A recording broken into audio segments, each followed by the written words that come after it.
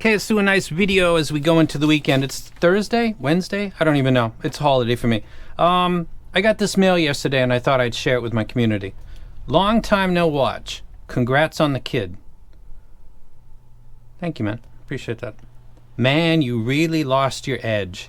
No more ruffling feathers. LOL. Dad life. Ouch. Ouch, bro. This video is for you. No more ruffling feathers. I suppose that's true. Maybe I'll get into that at the end of this video. I'm going to talk about 5 things that I like that have come out that I've reviewed in 2023. I'm also going to talk about 5 things that I don't like that have come out in 2023. There's the edginess. I'm going to put one of my own collabs in the top 5 list. There's the ruffling feathers. So I'm going to cover all the bases. If you've been watching for a while and thought, man, he got really mild, he doesn't want to stimulate the masses to start trashing on his collabs. That kind of thinking is a big red flag, isn't it? That you know that that goes on in this hobby. That if you don't bother my thing, I'm not going to bother your thing. You know it happens, but nobody talks about it. So whatever, let's get right into it and challenge the gods. Top 5. Let's start with the lowest and work our way up to the highest on both sides. Number 5, I'm going to go with the Hexa. I know, hold on a second. It is aimed at a specific audience. It's easy to see, it's easy to hear, and they offered it at a good price. I thought that Super was going to like it because I'm pretty confident in what it is that he likes, and he gave it the easiest 5 stars that he's given anything. I believe that's what his thumbnail said. It's not on the technical level of the B2, but if that's your kind of tuning, hybrid, DD in the bass with some balanced armatures, that's a good welcome to that world, and anybody that is familiar with that audience knew that right away. Worth the money. You don't have to spend $300 to get that, and you don't have to anymore. So the Hexa. On the other side, I'm going to start number 5 with the Dunu SA6 Mark II. The Ultra was a set that I wasn't a huge fan of. It's $600. The Dunu SA6 was really lauded as an amazing set, though it didn't really have extension and it didn't really hit hard in the bass. It didn't really do anything great. It was kind of a jack of all trades, like a ghetto U12T. And I simply didn't think it was worth the price ever at any time, at any ranking. And now people talk about how the SA6U and the Mark II are great improvements upon that. Well, you said that other set was worth, what was it, $300, $400, $500 at the time, and this is much better at $600. I don't agree with any of those. So we're starting to ruffle some feathers here right now. I don't think it is good for a good portion of my library. And $600, no, won't do that. Going back up to the top, the next set would be the Corks DSP. This is a $12 to $15 set that if I'd gotten it when it had come out, I would have hyped it up tremendously because of what it gives and how much it costs, and also because it can go into a phone with no 3.5 jack and go USB-C. I really like the replay. It's a small micro dynamic driver. I just like it. I instantly found it to be engaging. I think that there's a Tanya that replaces it now kind of as an improved version of it, or Moondrop has another one. I'm not up to date. I just thought that for $12 to $15 that was a great option. Now going back down to the bottom, the Moondrop B3. Really greatly anticipated set. Mine is still at Hi-Fi Go, by the way. I got mine from Linsol. It's there's going to be a Dusk version, I believe, coming out. I think it's a collaboration with Critical. You guys need him. You really do. I think that the Dusk sold a lot, and the B2, I guess, has its solid core fans, but the Dusk is more well known.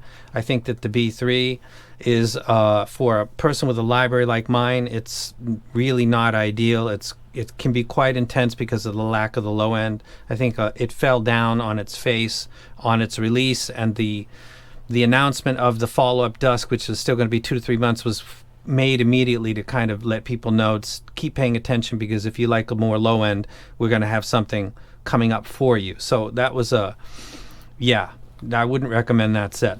Now back up to the top. If you're not ruffled yet, you will be now. I'm going to throw in my own KZ PR2.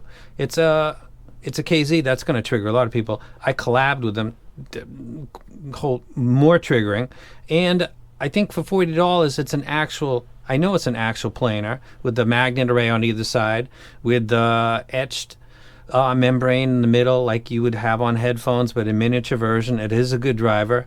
It's not the most efficient one, so you might need something pretty good to drive it. But $40, legit planar. I think it sounds great. It's intense.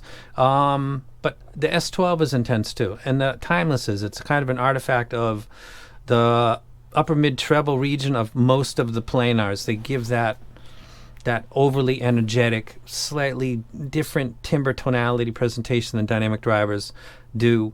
And you're either a fan of it or you're not. But I think that breaking down into the sub 50 with a legit offer is worthy of bringing up. And also, I just kind of wanted to trigger some people. So there we go. Dropping down to the bottom, I'm going to bring up the Rinko.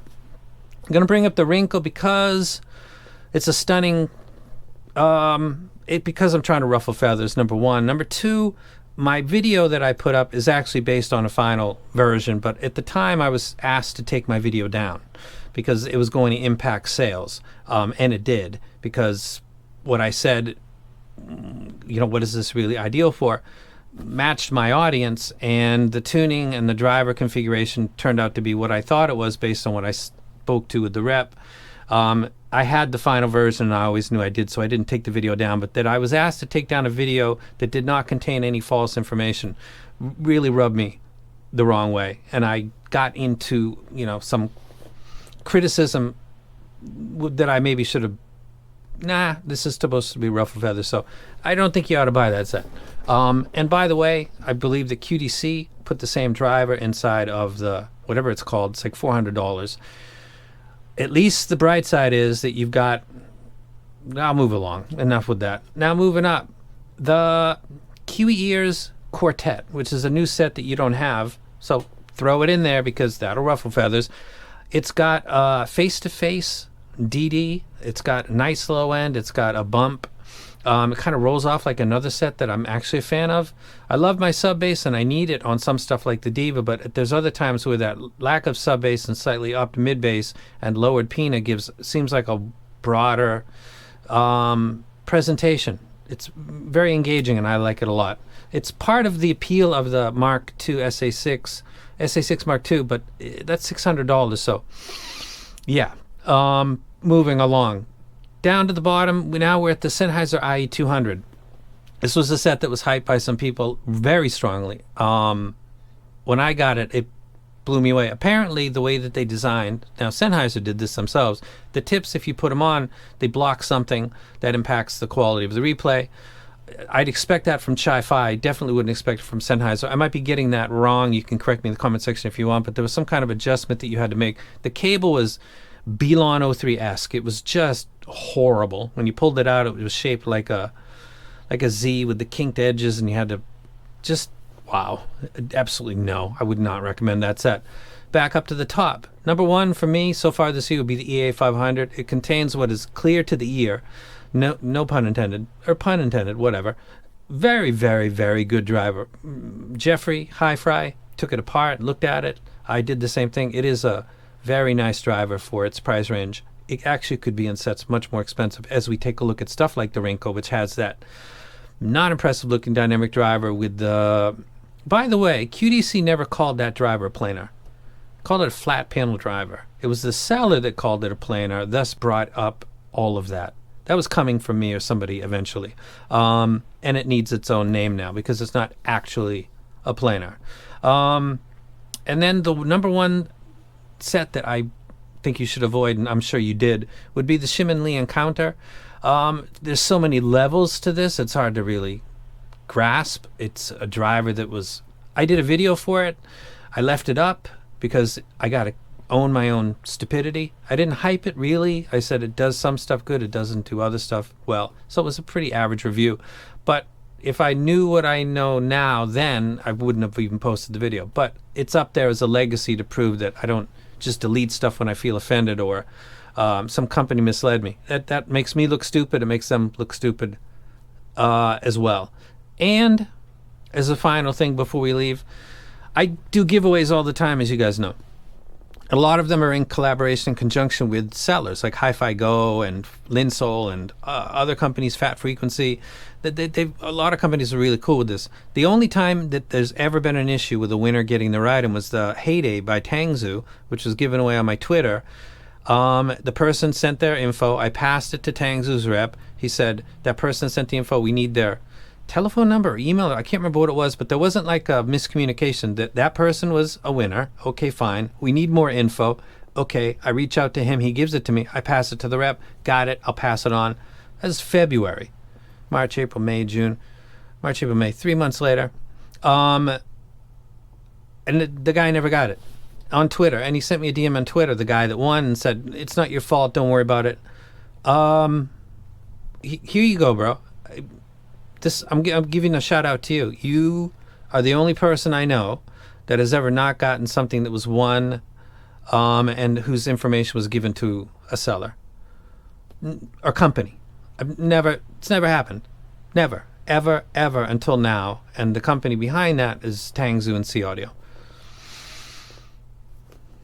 And I apologize to you for getting involved with that. And now I'm thinking as I speak out loud that the giveaway for my own collaborations, if they don't take care of you, I have one here, and I think I've got the original first one. And if I do, let me find that and I'll send that out to you and make it right. I was really hoping that they'd eventually come around because the Rinko kind of stuff turned them off tremendously. They have never replied to me since then, but that's not your problem.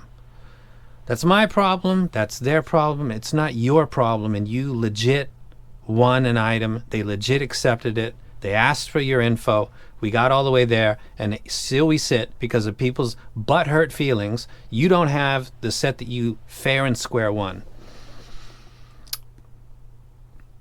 I don't know. Doesn't sound like the best way to do stuff to me. So, the Hexa, the Quarks DSP, the KZ PR2. Ruffle. The Quartet by Kiwi Ears. Did I say that set? I think I did. The EA 500. Sets that I think are misses. The Dunu SA6 Mark II. $600? Nah, no. Moondrop B3. Really looking forward to the retune of that. The Rinko. My God. The IE200. Was that made in China? And the Shimili Encounter. So many levels. So many levels. And to you, bro. Dad life? Yeah, I'm a dad, but I'm still who I am. I'm still the bad guy. And I'm out.